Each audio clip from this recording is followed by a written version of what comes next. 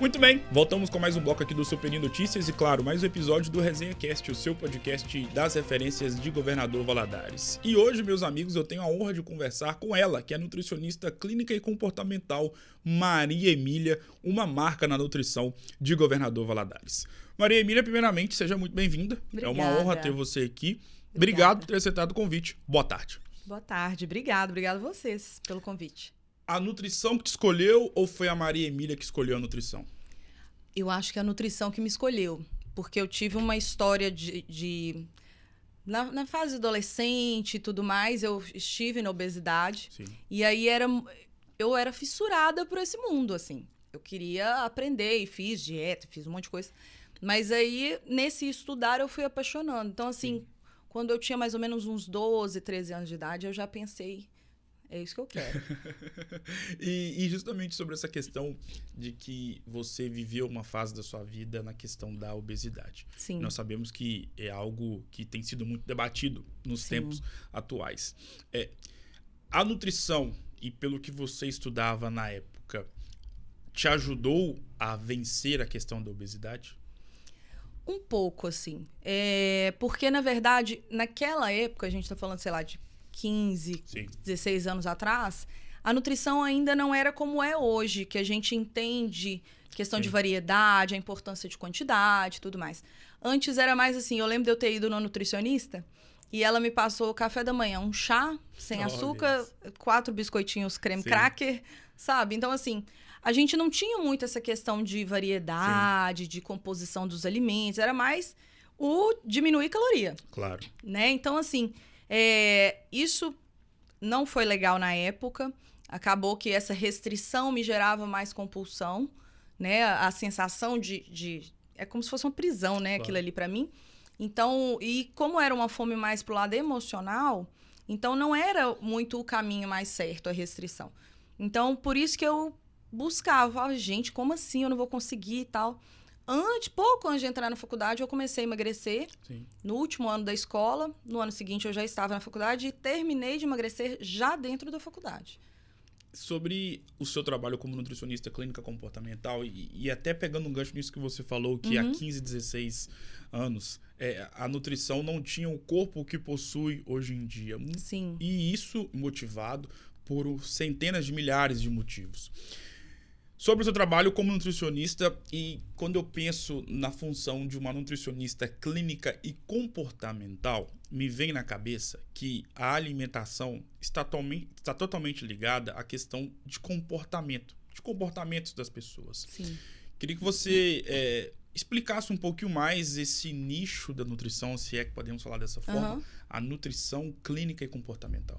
É uma abordagem, hoje não é nem considerado ainda uma especialização, porque é muito novo. A nutrição comportamental é algo muito novo. Então, a gente utiliza de técnicas de terapia cognitivo-comportamental, a gente estuda muito psicologia, né? Então, são várias formas de cuidar daquele paciente. Mas é como se a gente cuidasse de uma forma mais integral. Hoje, o mais comum é que a pessoa chegue no consultório e fale, eu quero emagrecer. Sim. E aí, a gente fala, então, beleza, vou te ajudar. Avalia a pessoa, vê histórico e tudo mais, monta o plano alimentar e a pessoa segue o plano alimentar, volta e a gente vai vendo os resultados. No comportamento, a gente olha o que está por trás daquele comer. Então, assim, se você conseguiu seguir a dieta. Eu não consegui. Por que você não conseguiu? O que aconteceu? Como você come? Por que você come? Sabe? Não necessariamente só o que você come. Então, porque eu tenho muita vontade de comer doce. Por que você tem vontade de comer doce? Então, a gente vai no que está atrás de todo aquele comportamento ali, né? Então, e isso veio muito da minha experiência pessoal, que foi quando eu consegui emagrecer, depois que eu me livrei um pouco dessa restrição e passei a entender mais o meu comportamento e troquei o foco, porque era época de vestibular, terceiro ano e tudo mais. Então, a alimentação deixou de ser o foco, né? O emocional, eu tinha outras válvulas de escape, foi aí que eu consegui emagrecer. E aí eu entendi, eu falei, então não é só dieta. E na experiência clínica também eu percebia, eu entregava o plano alimentar, o paciente não conseguia fazer, sumia, 2 anos depois volta a pessoa, ai, nutri e tal. E aí, quando eu vou ver, é questão de comportamento. Sim. É porque aconteceu alguma coisa, teve alguma mudança, algum trauma. Por exemplo, pandemia. Sim. Nas últimas 2 semanas, eu recebi paciente com, hoje, considerado deficiente físico por causa de Covid. Outra perdeu o pai, a outra, né, teve uma internação muito prolongada. Então, assim, aí vem esses traumas. Fica em casa, não tinha o que fazer e tal.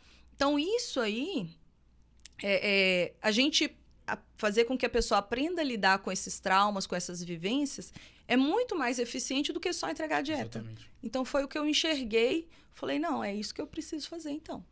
Principalmente no início da sua explanação, você falando aquilo que você acabou de citar, me veio na minha cabeça a questão da compulsão alimentar. Uhum. Aonde entra essa questão e principalmente aonde entra o trabalho da Maria Emília para poder fazer com que esse problema, podemos dizer assim, possa ser solucionado. A compulsão, hoje, quando a gente fala compulsão, a gente pensa num exagero, né? Mas existe a doença compulsão alimentar, que é um transtorno alimentar e é uma doença psíquica. Então, precisa de tratamento psiquiátrico, psicológico e depois nutricional. Então, assim, eu cuido tanto de quem tem a doença, compulsão, quanto o que a gente chama de comer transtornado, que são episódios de compulsão, mas não entra no critério para diagnóstico da doença, sabe? Então, esse comer transtornado, os dois envolvem emocional, completamente, né? Então, assim, assim como depressão, síndrome do pânico, anorexia, bulimia, tem a compulsão alimentar. É como se a pessoa enxergasse na comida uma válvula de escape das emoções, né? E um episódio de compulsão alimentar é bravíssimo, assim. Tem paciente que pega comida de lixo, sabe? Às vezes a comida já está vencida, mas precisa comer, como se fosse acontecer alguma coisa, se não comer, né? Então, para essas pessoas, a gente não trata com dieta, porque a dieta pode ser mais um gatilho para episódios de compulsão. Então, a gente trabalha a alimentação, a gente entende como que é, o que precisa melhorar, o que não precisa. A gente cuida da alimentação, mas não com aquele protocolo exatamente ali de... Então, a gente chama de uma abordagem não dieta. Então, não tem aquele protocolo a ser seguido, mas a gente aborda tudo. E os comportamentos, né? Eu não consigo acessar, por exemplo, a emoção da pessoa. O que faz ela ter o episódio. Isso aí é com o psicólogo. Mas eu consigo ajudar ela a lidar com aquele momento. Então, o sair de perto do ambiente, a gente cria novas possibilidades ali para esses episódios de comer transtornado, compulsão, enfim. E, mais uma vez, pegando um gancho no que você acabou de falar, quando a gente pensa na figura de um nutricionista, e principalmente para as pessoas que estão ali lutando para poder perder peso, existem várias pessoas que automaticamente, quando pensam que eu preciso ir em um nutricionista, preciso emagrecer, preciso melhorar a minha saúde, e às vezes a pessoa já passa por esse problema de ser compulsiva em relação à questão da alimentação, automaticamente ela já pensa. E ela já se encontra, podemos dizer, numa situação de conforto. Mas se eu for na nutricionista, ela vai me passar uma dieta altamente restritiva, eu vou ter que ficar comendo de 2, de 3 em 3 horas. E hoje em dia eu percebo, acompanhando na internet, acompanhando até mesmo, conversando com outros profissionais ligados à área da nutrição, que existe uma certa desmistificação por parte de vocês mesmos, nutricionistas, sobre a questão da dieta altamente, hiper, mega restrita. De fato, existe esse tipo de movimento? Sim. Primeiro que não é sustentável. Se a gente, nós, enquanto profissionais, a gente tem que entender assim, que a pessoa vem, ela precisa passar por uma reeducação alimentar. Ela quer, ela deseja trocar aquilo ali. Muitos chegam e querem fazer qualquer coisa para emagrecer. E aí a gente já vê que tem alguma coisa por trás aí, uma ansiedade, alguma coisa que a pessoa está enxergando no emagrecimento como se fosse a chave do sucesso ali. Então, a gente precisa trabalhar esse comportamento. Mas quando a pessoa chega pra gente, normalmente eu quero mudar minha alimentação. Se a gente passar algo muito restritivo, primeiro ela não vai conseguir seguir. Na primeira semana vai show, na segunda ela já começa a cansar, na terceira chuta o balde, na quarta rasga aquilo ali e acabou, né? Fora que o metabolismo da gente, ele não compreende isso. Então, vem um efeito rebote depois, né? O nosso corpo, ele entende aquilo como um sinal, uma dieta muito restritiva, como um sinal de alerta. E aí passa a emitir mais hormônios de fome, a gente passa a ter mais fome. Às vezes a pessoa está comendo, não está nem sabendo o que está acontecendo. Está lá, né? Mas é um efeito rebote do próprio corpo. É como se a gordura fosse uma proteção. A gente não foi feito para emagrecer. Embora a obesidade seja uma doença que traga muitos problemas, mas a gente não foi... O nosso metabolismo não entende isso. Então, se a gente faz algo muito restritivo, é um sinal de alerta, vem o efeito rebote. Agora, se a gente vai reaprendendo a comer, né, colocando o que é necessário, se permitindo também ter prazer na comida, aí aquilo ali o corpo vai acompanhando, né? Tem uma atividade física, tem uma alimentação tranquila, o corpo vai acompanhando, ele chega no lugar dele, não tem para onde fugir mais.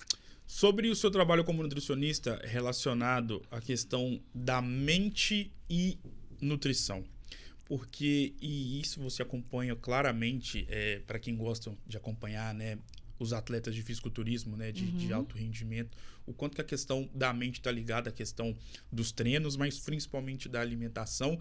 E para nós, meros mortais, em relação a essa questão de sermos apenas praticantes de musculação, cada um com seu objetivo, também, e quem quer ter um corpo bacana, quem quer alcançar o objetivo, a questão da mente precisa estar totalmente ligada à questão da alimentação. Como é que você vê isso? Então, eu até, no início da minha carreira, eu fiz pós voltada pro esportivo, pro funcional, e aí eu trabalhava bem sobre isso, né?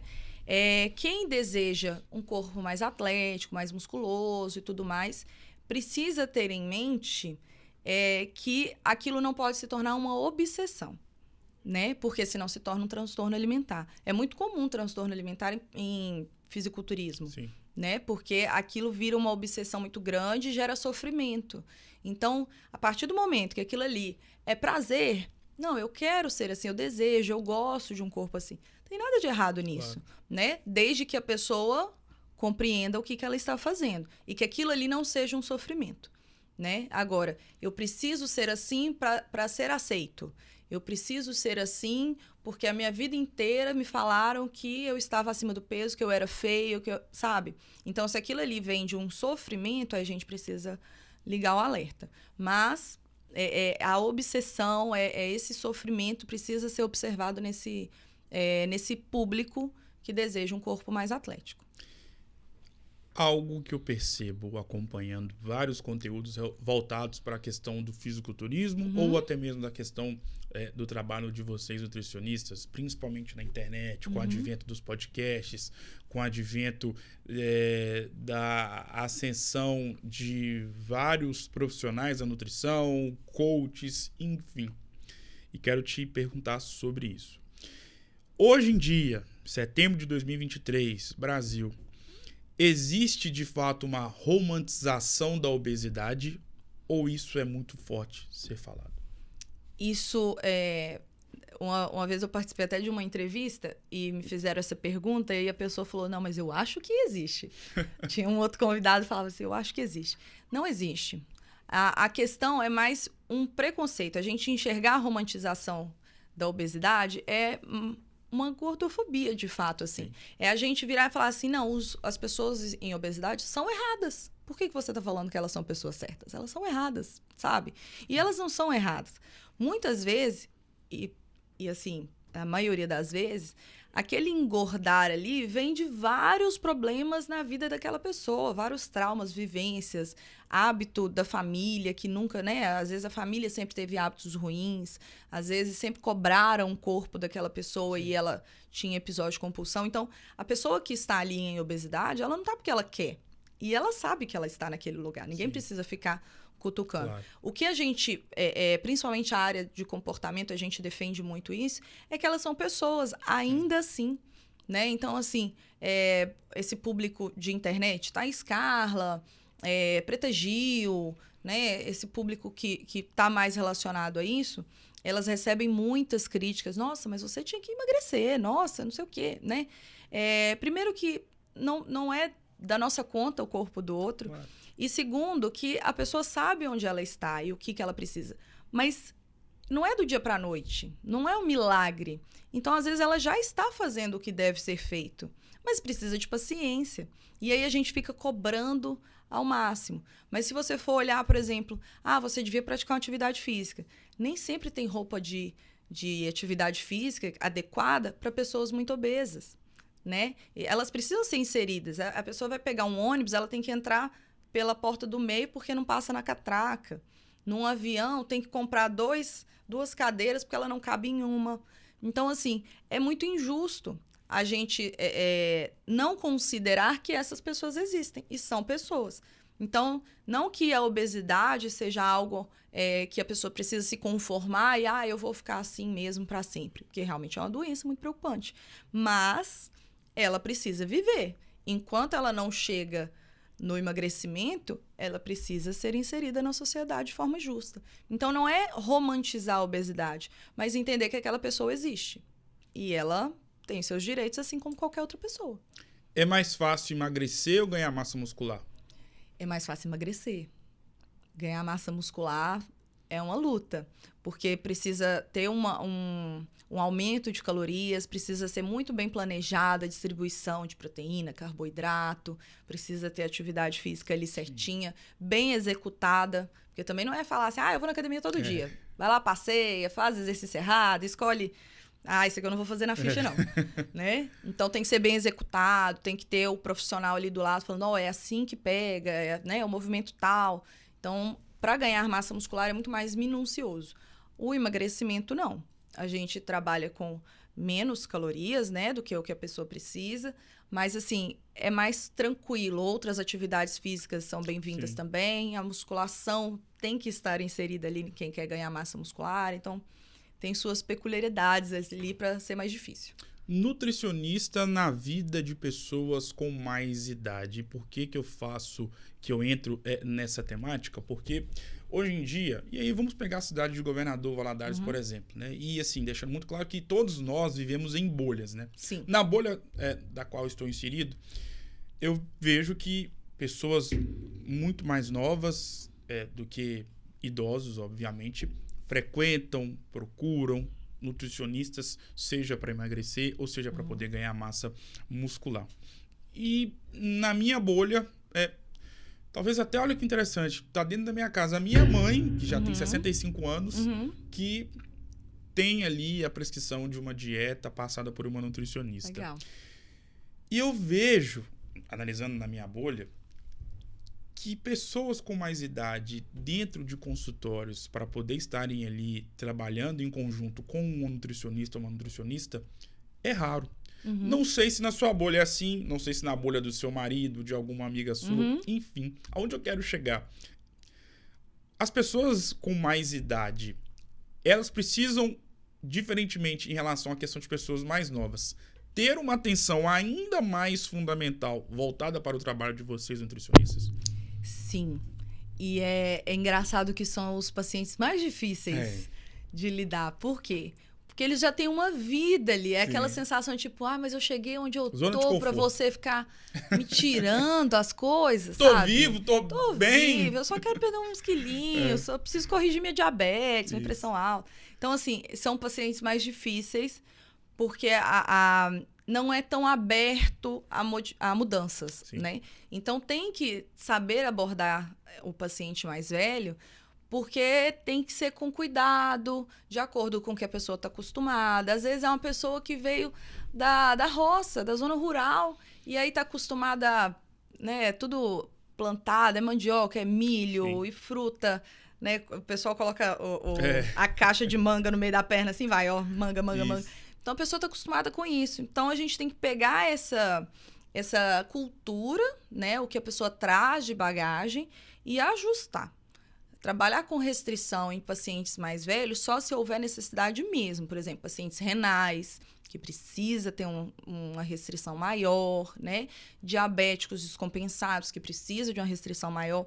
Mas se for buscando uma qualidade de vida, buscando um emagrecimento, ou só uma questão de hipertensão, uma diabetes que está controlada, mas que quer uma alimentação melhor, então aí a gente pode ficar mais tranquilo e de acordo com o que a pessoa traz. Mas são pacientes mais difíceis. Pelo que você tem de vivência e experiência, seja com pessoas mais velhas, com pessoas mais novas, e aí, mais uma vez, vamos colocar na seguinte situação de observador. Tanto para quem quer ganhar peso e tanto para quem quer perder peso, né? Eu vejo que as pessoas renegam muito o uso das frutas. Primeiro, você percebe isso? E se sim, por quê? Primeiro, por hábito. Muita gente não tem o hábito. Até fala assim, eu até como, mas assim, perde lá em casa. Eu opto por outras coisas na hora que eu vou comer, né? E pelo terrorismo nutricional que se instalou ao longo dessa caminhada até a gente chegar onde a gente está hoje. Então, há 15 anos tinha aquelas revistas, tinha dieta nas revistas, né? Eu fiz muitas, inclusive.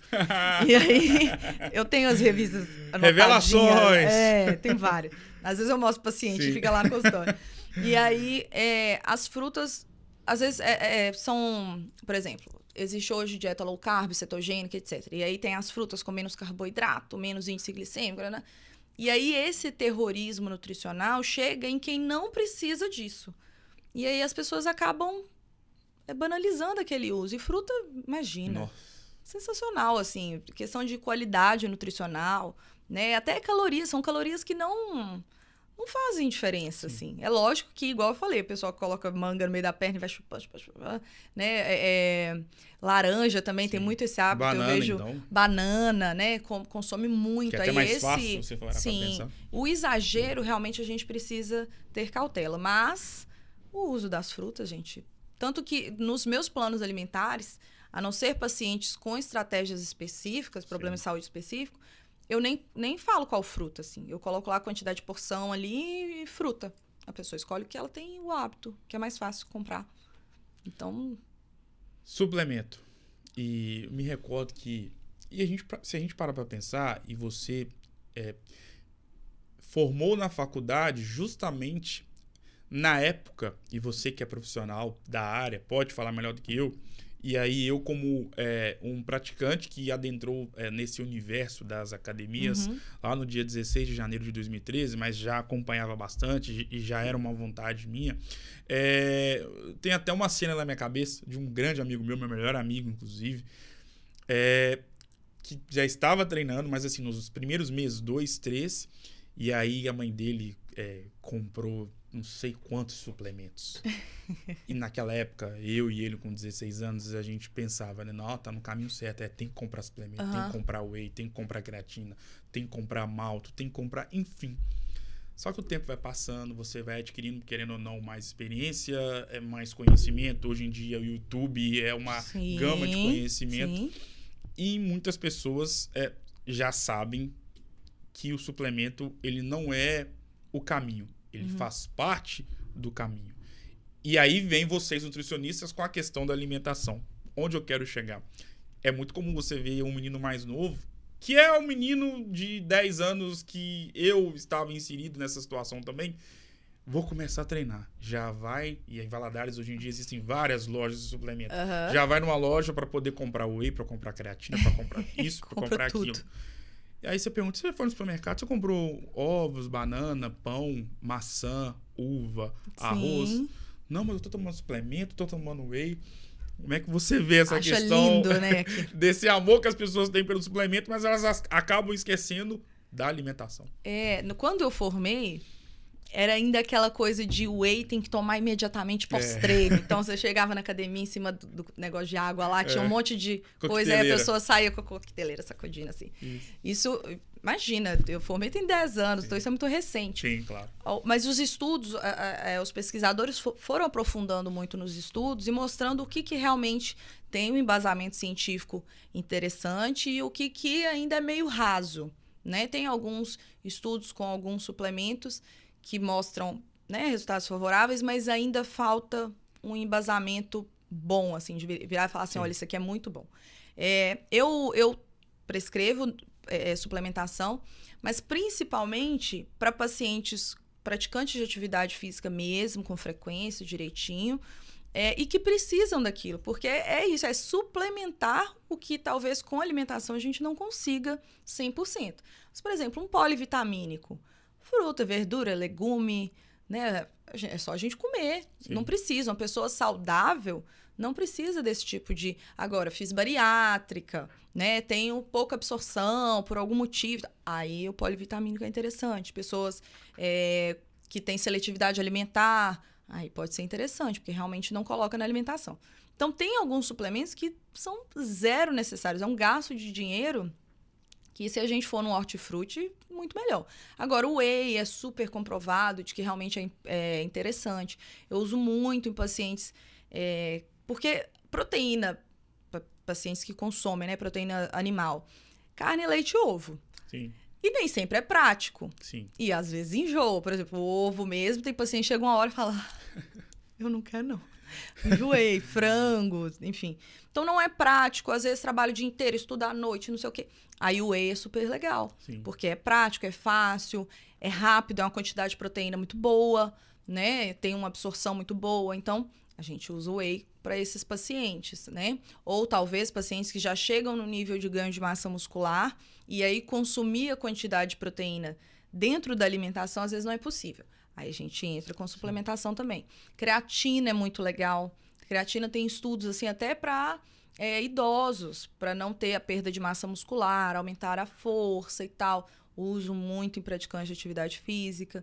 Mas assim, no mais... é só se houver necessidade mesmo.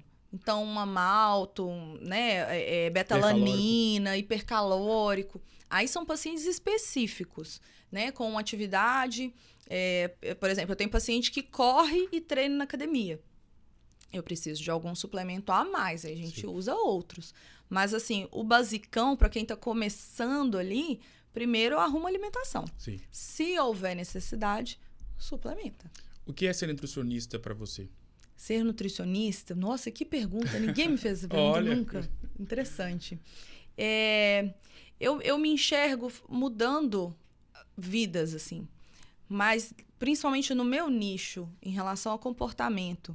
É muito gratificante quando a pessoa chega e fala assim, nossa, eu consegui usar um biquíni. Sabe? Eu recebo pacientes que, às vezes, eu não posso encostar para fazer medidas. Sim. Então, hoje eu uso até a balança de bioimpedância, porque aí eu não preciso encostar na pessoa. Então, pacientes que não veem a comida como comida, sabe? Por exemplo, um brigadeiro como um brigadeiro, uma maçã como uma maçã. Enxerga como pode e não pode, sim, sabe? Então, é muito gratificante eu ver que a pessoa chegou e falou assim, olha, eu fui no aniversário, eu consegui comer o que tinha lá e voltei pro plano, de boa. Foi tranquilo, dia seguinte eu fiz meu café da manhã e tal, agora a gente combinou, né? Isso é muito gratificante. Então, é uma mudança de vida. Mas, infelizmente, é uma profissão que ainda enxergam como emagrecionista e como restrição. Policial alimentar, como se a gente fosse ficar, nossa, sim, que absurdo, o que você está fazendo, não sei o quê. Então, muita gente ainda enxerga dessa forma. Sim. Mas, para mim, é essa mudança de vidas através da alimentação. Em relação ao seu papel como nutricionista, e aí pegando o grande acontecimento dos últimos 10 anos no mundo, que foi a pandemia. Uhum. E existem profissões que, e é claro, é sempre bom deixar muito explícito que a pandemia foi algo nefasto, perdemos centenas de milhares de pessoas no mundo todo por conta desse vírus maldito. Mas em relação à questão profissional, existem profissões que ganharam com a pandemia no sentido de relevância e principalmente no olhar das pessoas mediante a esses tipos de profissionais. Sim. Tem o advogado, o médico, nem se fala, o enfermeiro. Total. Para vocês, nessa relação pandemia e nutricionista, qual é o saldo que você viu de tudo isso? Hoje eu enxergo que as pessoas viram a importância de estar bem na qualidade de vida. Sim. E que a alimentação faz parte disso. Porque quem mais sofreu, a maior parcela de quem sofreu mais com o Covid foram pessoas diabéticas, renais, né, ou com a pressão descontrolada, enfim, que já tinham algum problema de saúde que a alimentação possa estar envolvida ao longo da vida. Então, as pessoas enxergaram muito e hoje eu vejo que quem sofreu com a pandemia tem vindo agora. Tá chegando agora, que aí acalmou, viu que tá tudo bem, tudo certo, agora vamos mudar, né? Mas na época, eu me sentia... Tanto que eu fechei o consultório e aí eu vi profissionais voltando, eu não conseguia voltar. Porque eu falava assim, gente, é um absurdo. No meio da pandemia, as pessoas às vezes estão sem dinheiro porque perde emprego, né? Empresas fechando e tudo mais.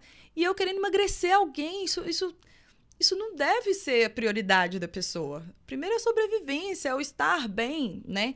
Então, eu me sentia muito culpada na época da pandemia, no auge, assim. Sim.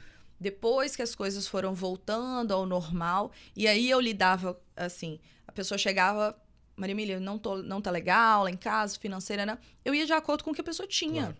Sabe? Não era aquela coisa, você tem que comprar tapioca, não sei o quê, e frango desfiado, não sei o quê. Tinha gente que virou e falou assim, olha, eu tô comprando mais embalado e tal. E eu inseri aquilo ali, sabe? Nuggets. Eu inseri aquilo ali de alguma forma.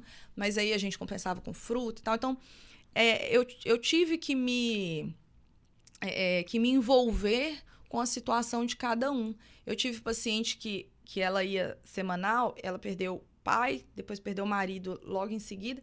E aí, no meio das consultas, ela chegava e falava assim, meu pai ficou pior. Aí, na semana seguinte, não tá dando certo. Então, meu marido pegou.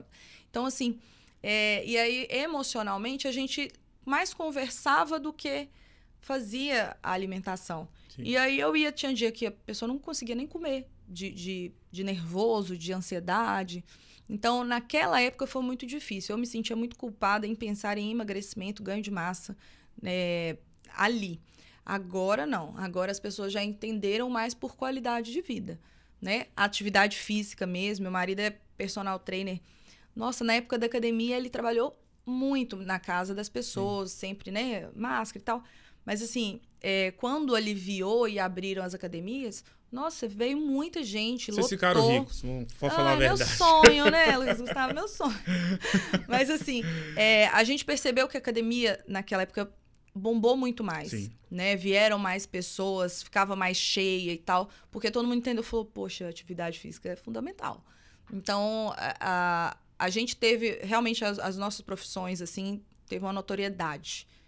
Fala um número aí. Um número? Qualquer? 11. Existem números na nossa vida que representam marcas, representam eventos significativos para a nossa história, seja no ambiente profissional ou seja no âmbito pessoal. E se tem um número que é muito importante, não só para você, mas para todos os seus familiares, é o número 37. E por quê?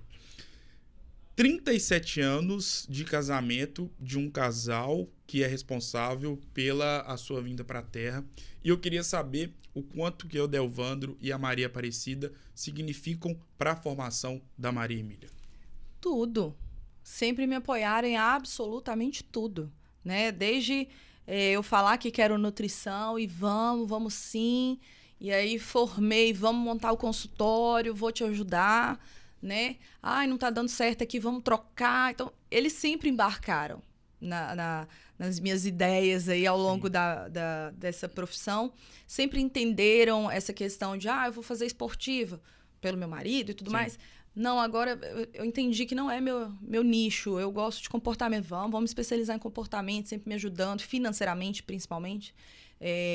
O consultório sempre teve o apoio deles. Se eu tenho hoje um consultório do jeito que ele todo montadinho, com arquiteto, etc., foi porque meus pais estavam ali juntos. Então, assim, até o procurar salas, eles estavam junto comigo o tempo todo. Eu, na minha cabeça, eu tenho, 10 anos de idade falando com eles o tempo todo. Então, assim, eles sempre tiveram inseridos nisso e embarcaram nos meus sonhos. Luana veio pra dar um 360 na vida, né? Ela veio... A gente programou Luana num momento que eu não estava tão na nutrição. Olha como que é, né? Isso. Eu estava um pouco... Tinham acontecido alguns problemas com parceiros anteriores. E aí eu estava meio desanimada e tal. Sim. Fui trabalhar numa prefeitura de uma cidade próxima, pro SUS, que eu amo também, que é uma área assim, que eu sou apaixonada, adoro trabalhar no SUS. Fui trabalhar e aí falei, não vou mexer no consultório agora, eu preciso me estabilizar lá, né? Porque era outra cidade, então ia voltar e tal. E depois eu abro a agenda novamente aqui, fechei o consultório. Mas e aí, por questões políticas, me tiraram para colocar amigo. Sim. Quem indica ali dentro da política, para cidade pequena. Sim.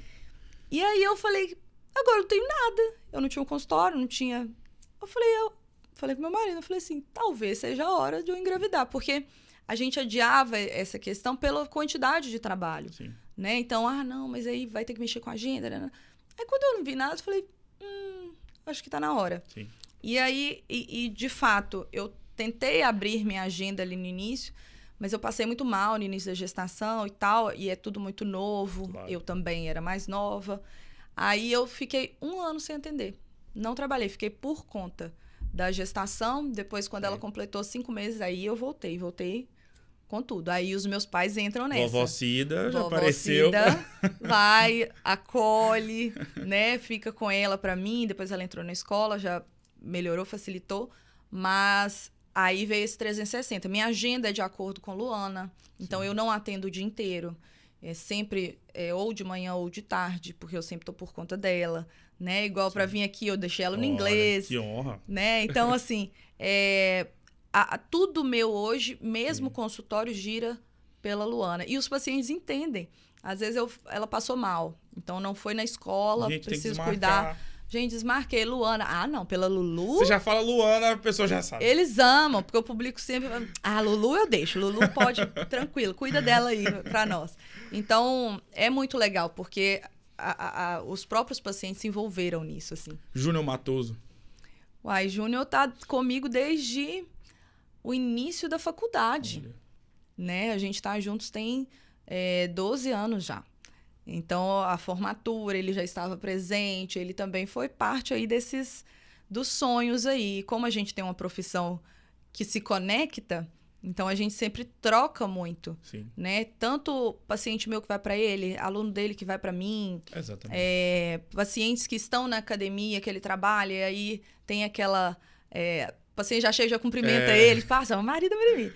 Então, a gente tem essa conexão e pela profissão, se conecta mais ainda, né? Então, o Júnior tá aí comigo já há 12 anos, caminhando nos meus sonhos também. Você é uma marca na nutrição aqui de Governador Valadares, mas existe também uma outra marca que eu sei que e foi muito importante para você. Carlão. Sim, Carlão formou comigo, né?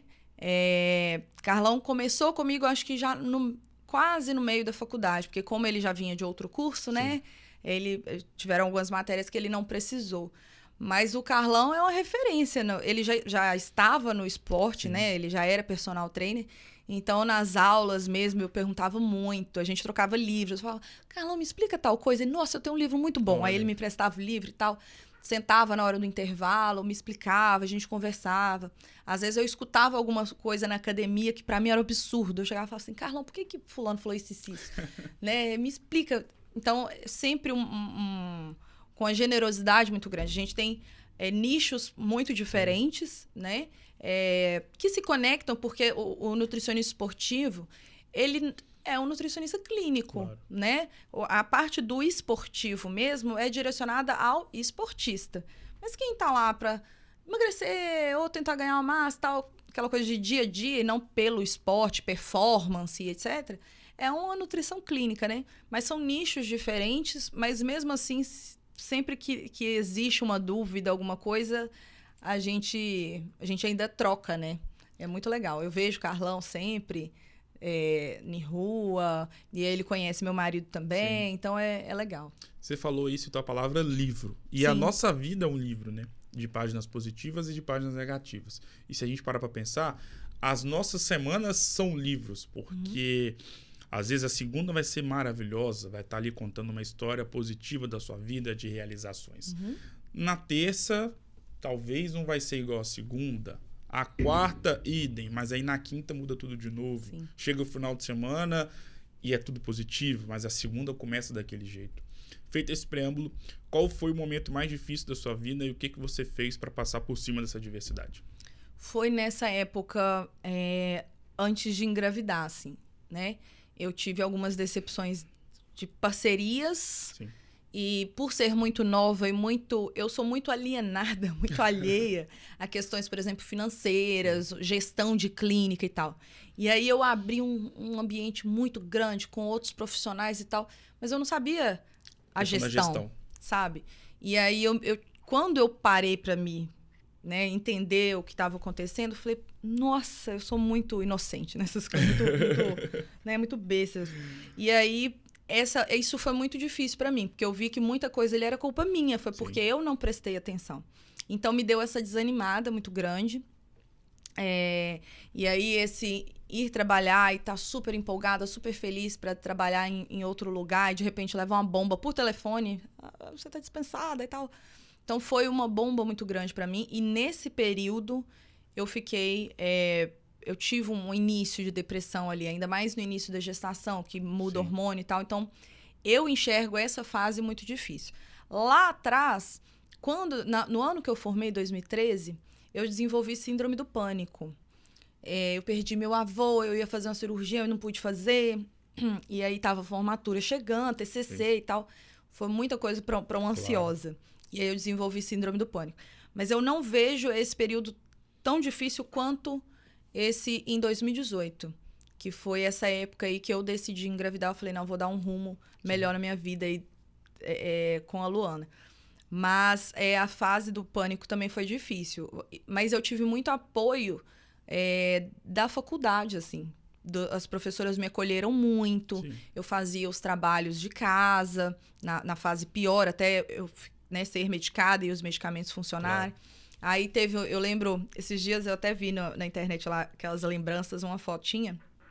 A gente fez um trabalho nos hospitais, estágio, e tinha que apresentar. Só que ele valia hora complementar para vários cursos. Famosas ACCs. Então, imagina na Univale, no auditório, eu apresentando uma coisa. Aí as professoras falaram, olha, se você não quiser, não puder, depois você apresenta só para a sala, pode ficar tranquila e tal.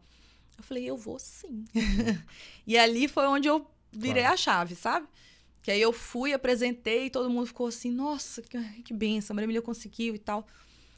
Então foi uma fase muito difícil, mas com profissionais certos, eu me recuperei da melhor forma. Ainda ainda tenho tratamento psiquiátrico, psicológico e tudo mais, por isso é controlado, não tem mais crise. Mas, assim, mas eu acho que 2018 foi pior. Porque foi uma decepção no meu sonho. Sim. Entendeu? Qual foi o dia mais feliz da sua vida? Posso dar um palpite? Eu acho que foi alguma véspera do Dia das Mães. Mas sim, deixa que você fale. Minha Lulu nasceu no dia anterior do Dia das Mães. Ela nasceu dia 11 de maio, por isso que eu falei 11 de novo. Verdade. E o Dia das Mães foi dia 12. Sim. Então, eu até... A primeira roupinha que ela usou, porque espera, né, pra dar banho... A primeira roupinha já era Dia das Mães, aí foi um bodyzinho, assim, meu primeiro Dia das Mães com a mamãe. E foi muito especial, assim. Foi planejado, foi uma data planejada, até pela questão do pânico. Não é um fator de risco para parto normal, mas também já não era um desejo que eu tinha na época do parto normal. E aí os médicos falaram, olha, se você tiver uma crise e tal, você não está tomando medicamento pela gestação, pode... te dá a dor, o momento pode te gerar alguma crise, mas fica a seu critério. E eu já não estava muito afim, fiz a cesárea e foi marcada. E foi um consenso entre a data ideal para fazer cesárea, a data que a médica tinha disponibilidade, eu tinha disponibilidade. Não foi uma coisa pensada do Dia das Mães, mas coincidiu aí, foi mágico, né? Defina essa conversa em uma palavra. Olha... essa conversa em uma palavra, meu Deus. Fiquei muito confortável de estar aqui, de falar sobre o meu trabalho, né? Sem aquela pressão do enxergar o nutricionista como o emagrecionista, assim, conforto. Eu que só tenho que te agradecer por ter aceitado o convite, né? Marcamos a nossa entrevista lá em maio deste ano. Foi muito tempo. Pro dia de hoje, dia 27 de setembro de 2023. Que bom que deu tudo certo. Foi uma honra, porque, como eu falo, né? Essa cadeira, este microfone, esta mesa formam um local que é destinado para ouvir histórias, conhecer histórias, e hoje foi dia de conhecer a história da nutricionista clínica comportamental, mãe da Luana, filha do Adelvando e também da Maria Aparecida, e amor eterno do Júnior Matoso, Maria Emília. Obrigado mais uma vez, Obrigada, sucesso, a você. E claro que as portas estão abertas para você poder voltar mais vezes. Muito obrigado. Obrigada a você pela oportunidade. Eu sempre assisto, volto e meio tem paciente Olha aqui. que bacana. E aí os pacientes publicam, eu falo, eu vou assistir. E aí eu sempre assisto, então é uma honra. É muito, muito bom estar aqui. Eu que agradeço, Maria Emília. O Super Notícias com essa baita história no Resenha Cast de hoje vai ficando por aqui. Um grande abraço e claro que eu volto em uma próxima oportunidade. Até mais.